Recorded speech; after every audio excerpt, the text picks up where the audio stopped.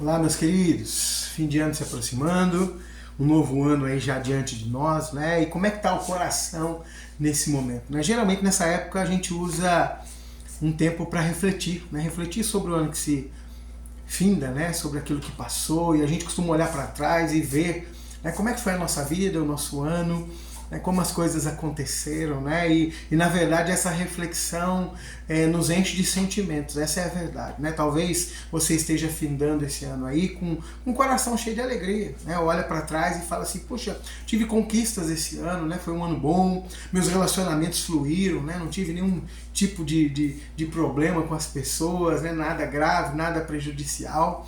Né, talvez você olhe e fale, poxa, esse ano foi bom, né? Eu tive saúde, né? Saúde na minha família, nenhum impacto, né?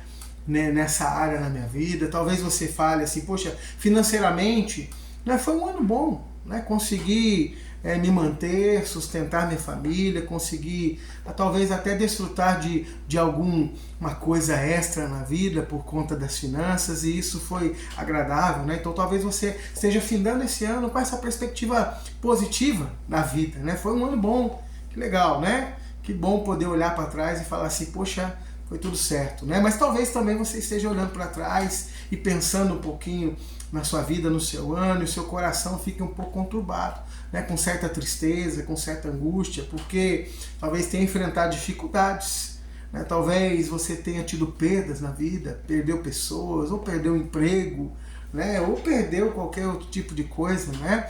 Relacionamentos talvez conturbados, né, dentro de casa, no casamento, né, com filhos ou com pais, né, ou relacionamentos mesmo fora, né, extra família, que talvez não tenham sido muito bons para você, talvez no relacionamento de trabalho.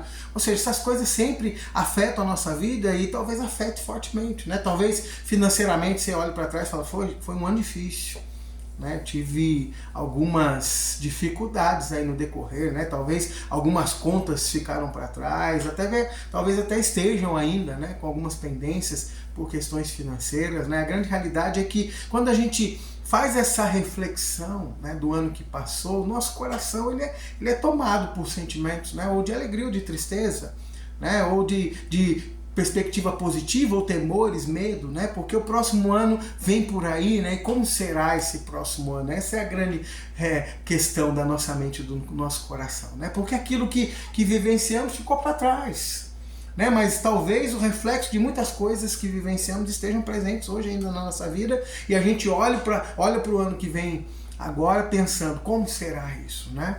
E a palavra de Deus ensina uma coisa interessante para a gente não sabe o dia de amanhã.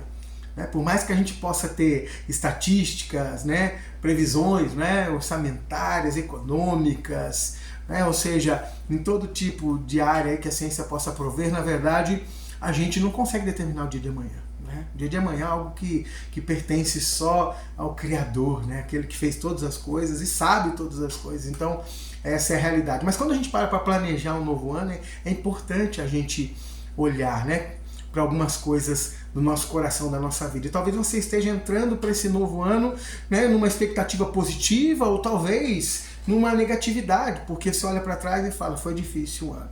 Né? Então eu pergunto, qual que é a sua motivação para o próximo ano? Né? Como pastor e primeiramente como cristão, na verdade, né? Eu creio que a motivação, na verdade, não é um resultado da minha própria força ou de um positivismo. Né? A motivação ela é resultado, né, de fé, porque aquilo que eu creio, né, determina as minhas ações e até mesmo as minhas reações diante da vida. Né? Então, crer para mim é imprescindível, crer é fundamental. Né? Por isso, eu queria deixar para você, no próximo ano, que você refletisse exatamente o seguinte, olha, existem coisas que me motivam de fato para a vida, e essas coisas residem em Deus, o Criador. Né? Então a primeira coisa que eu queria dizer para você é, creia no cuidado e na provisão de Deus. Independente de como será o ano, confie no Senhor que cuida, e confie no Senhor que é provedor da vida, essa é a verdade. Né? Davi no Salmo 23, um salmo bem conhecido, fala, o Senhor é o meu pastor, nada me faltará. Ele confiava no cuidado de Deus, na provisão de Deus. Né? Ele chega a dizer até mesmo que ainda que ele andasse, né, pelo vale da sombra da morte, ou seja, ainda que ele se deparasse com um contexto difícil da vida, ainda assim, né, ele poderia confiar porque o Senhor estaria com Ele. Essa é a realidade. Independente do nosso futuro, é importante confiarmos, crermos que Deus cuida e Deus é provedor. Mas também creia no amor de Deus. Isso é importante. Né? A palavra de Deus fala que Deus mandou o Filho dele. Olha só que doido isso. Deus mandou o seu Filho ao mundo para que todo aquele que nele crê não pereça, mas tenha a vida eterna. Sabe qual que é a realidade disso? Né? Deus provou o seu amor dando o seu Filho para morrer por nós pecadores. Essa é a coisa mais impressionante da vida.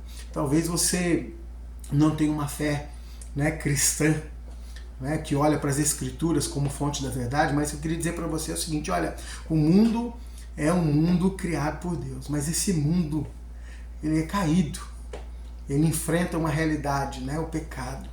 O pecado está presente em cada um de nós, no nosso coração, na nossa vida. E tudo que acontece de ruim nesse mundo é resultado do pecado no mundo. Essa é a verdade, né? Por isso que há conturbações, problemas, lutas e dificuldades, até mesmo enfermidades, guerras e tudo mais. Essa é a realidade. Mas olha só, o amor de Deus é definitivo nisso, porque Deus mandou seu Filho para vir a este mundo morrer por nós pecadores.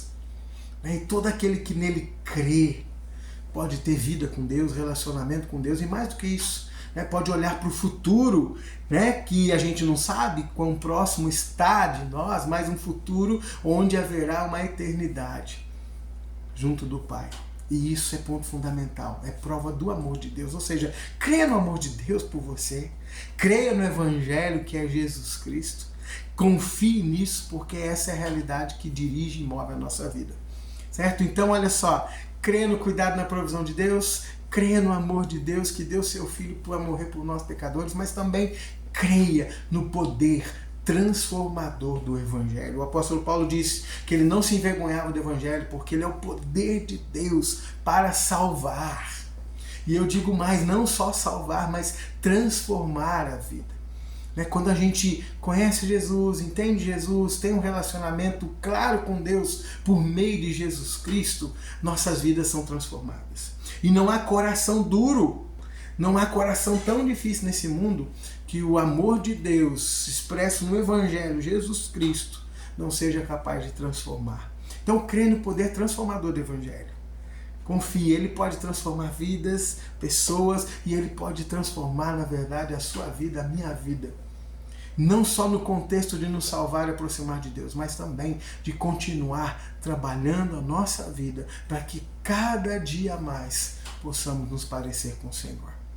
Então creia no cuidado e provisão de Deus, no amor de Deus e no poder transformador do Evangelho. Se você caminhar com essas três coisas na sua vida, eu diria para você o seguinte, olha, independente das circunstâncias, as suas ações, reações, a sua motivação, na verdade, diante desse ano que se aproxima, será sempre numa perspectiva clara e verdadeira daquilo que o Deus, o Criador, quer para a sua vida. Então creia, não viva confiando numa perspectiva humanista que olha para a vida ou positivamente ou negativamente. Na verdade é o seguinte, o dia de amanhã não conhecemos. E haverá tempos bons e tempos difíceis. Mas quando caminhamos pela fé, crendo em Deus, no amor dele e no poder transformador do Evangelho, nós podemos caminhar a nossa vida em todas as circunstâncias, certos de que há um Deus que caminha e abençoa a nossa vida. E é nessa perspectiva que eu queria desejar para você um feliz ano novo. Que o Senhor invada a sua vida, seu coração, seu lar, sua família e te encha de bênçãos, certo? Mas sempre lembre, né, que a fé, aquilo que você crê na verdade, deve ser aquilo que te motiva a agir e reagir diante das questões da vida. Feliz Ano Novo com o Senhor Jesus. Te abençoe.